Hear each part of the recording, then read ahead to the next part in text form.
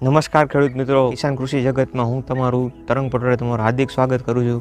તો આજે આપણે વાત કરીશું ઉનાળુ તલના વાવેતરની પહેલેથી લઈને છેલ્લે સુધી, એટલે કે જમીનની માવજત કઈ રીતે કરવાની, બીજની માવજત કઈ રીતે કરવાની, પિયત કઈ રીતે આપવાના, એ આ ભાગમાં વાત કરીશું। આ ભાગમાં આપણે ટોટલ 9 મુદ્દા કવર કરીશું અને પછીના ભાગમાં જે કંઈ તલમાં આપણે રોગ જીવાત આવે છે એના વિશે વાત કરીશું। સૌપ્રથમ હું તમને એ જણાવી દઉં કે ઉનાળુ તલની ખેતીના ફાયદા શું છે।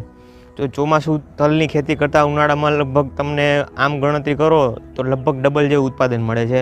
એનું કારણ છે કે ઉનાળુ તલમાં પૂરતો સૂર્યપ્રકાશ મળતો હોવાથી પ્રકાશ સંશ્લેષણ ક્રિયા ઝડપથી થાય છે, એના લીધે જે ફૂલ બેસવાની સંખ્યા વધારે આવે અને પરાગનયન વધારે થાય, એટલે એમાં ઉત્પાદન વધારે મળે। બીજું, ચોમાસા કરતાં રોગ જીવાત બહુ ઓછા આવે, એટલે જે આપણે દવામાં જે કંઈ ખર્ચો કરીએ છીએ એ પણ ઘટી શકે।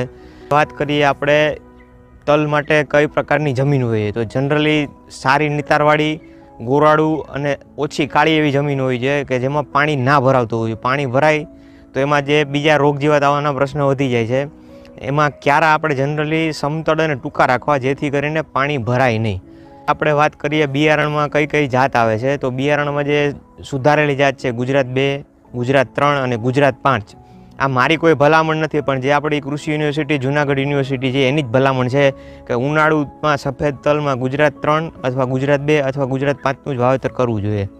તો જે મેં તમને સુધારેલી તલની જાતો કીધી, આ વિશે હું તમને એના ગુણધર્મોનું કમ્પેરિઝન કરીને એક ટેબલ મૂકી દઈશ। એ ટેબલ તમારે વિડીયોમાં આવે ત્યારે એનો સ્ક્રીનશોટ લઈ લો, જેથી તમે એનો ભવિષ્યમાં યુઝ કરી શકો। વાત કરીએ બિયારણના દર વિશે, તો ચોમાસા કરતાં ઉનાળામાં બિયારણનો દર વધારે રાખવો જોઈએ, જે આપણે વીકે 1 કિલો જેવું બિયારણ વાપરવું જોઈએ।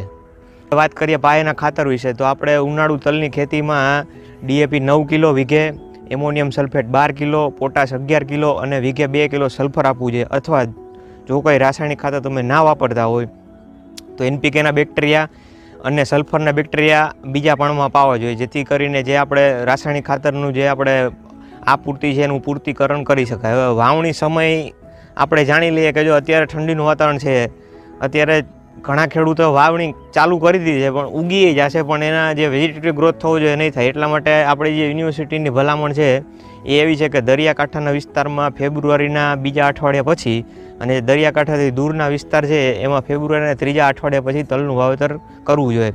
હવે તલના ઉગાવવા માટે 15 ડિગ્રી ઉપર તાપમાન હોવું જરૂરી છે, અને ધારો કે જો તમે છાંટીને તલનું વાવેતર ના કરતા હોય અને ઓટોમેટિક ઓવણીથી કરતા હોય તો 2 હાર વચ્ચે 12 ઇંચનું અંતર રાખવું જોઈએ।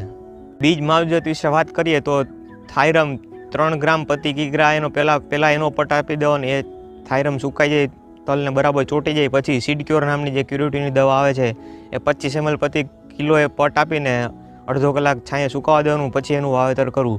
જો નિંદામણ અને આંતરખેડ વિશે વાત કરીએ તો જનરલી જે આપણે છાંટીને તલનું વાવેતર કરીએ એટલે આંતરખેડ તો એમાં શક્ય નથી। નિંદામણ માટે આપણે ટરગાસ ઉપર, જે તલની ઉંમર 15 દિવસ થાય ઉગ્યા પછી, ત્યારે ટરગાસ ઉપરનો આપણે ઉપયોગ કરી શકીએ છીએ।